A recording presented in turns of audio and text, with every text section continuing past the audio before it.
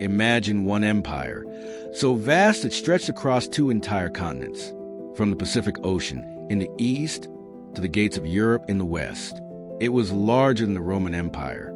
It was larger than the British Empire at its peak. It was larger than any empire the world had ever seen.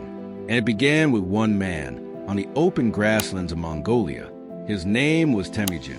He was born into a small, struggling nomadic tribe. His childhood was brutal.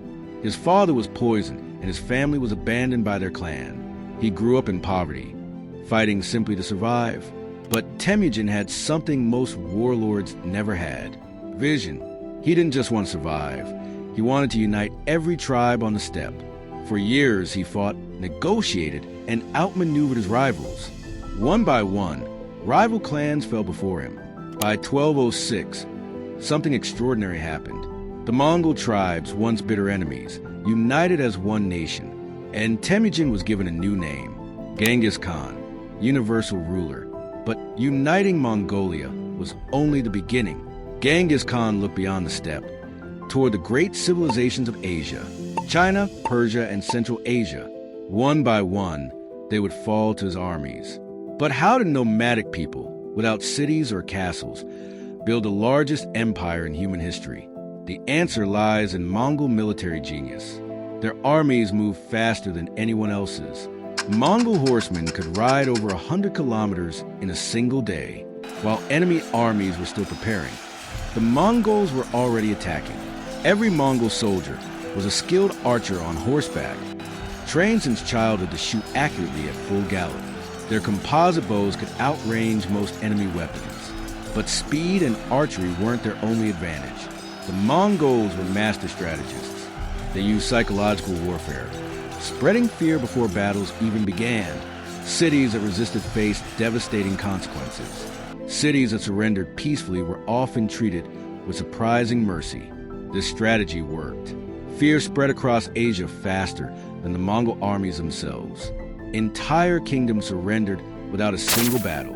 Genghis Khan also understood something many conquerors ignored: adaptability. The Mongols absorbed the best knowledge of every culture they conquered: Chinese siege engineers, Persian administrators, and Muslim scholars. All were integrated into the growing Mongol war machine. By the time Genghis Khan died in 1227, his empire already stretched across Asia. But this was only the beginning. His successors expanded the empire even further. Under his sons and grandsons, Mongol armies pushed into Russia. They advanced into Eastern Europe, into the Middle East, and deep into China. Cities like Baghdad, one of the greatest centers of learning, fell to Mongol forces in devastating campaigns. Kublai Khan, Genghis Khan's grandson, completed the conquest of China. He founded the Yuan dynasty and ruled from a magnificent new capital. At its absolute peak, the Mongol Empire covered nearly 24 million square kilometers of territory.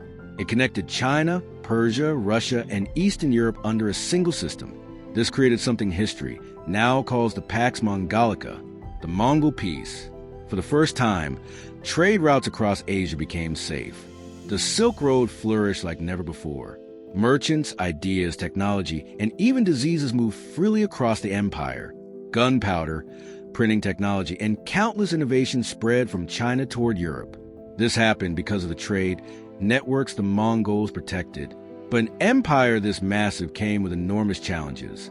Ruling millions of people across countless cultures and languages was far harder than conquering them. Eventually, the empire began splitting into separate khanates. The Golden Horde ruled in Russia. The Ilkhanate ruled in Persia.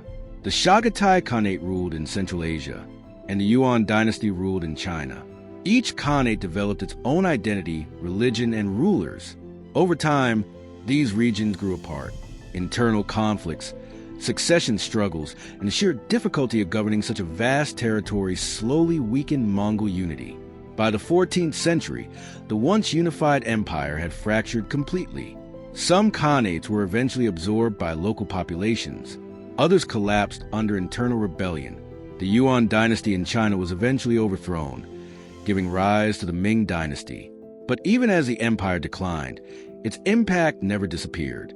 The Mongols reshaped the map of Asia and Europe forever. They connected civilizations that had never truly interacted before. They accelerated the exchange of ideas, trade, and technology on a scale the world had never experienced. Modern nations like Russia, China, and countries across Central Asia still carry the historical fingerprint of Mongol rule. And Genghis Khan himself remains one of history's most debated figures.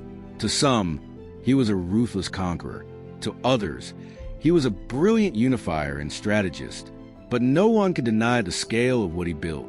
From a struggling boy on the Mongolian steppe to the founder of the largest empire in human history, the Mongol Empire proved something extraordinary, that the biggest empires aren't always built by the biggest civilizations.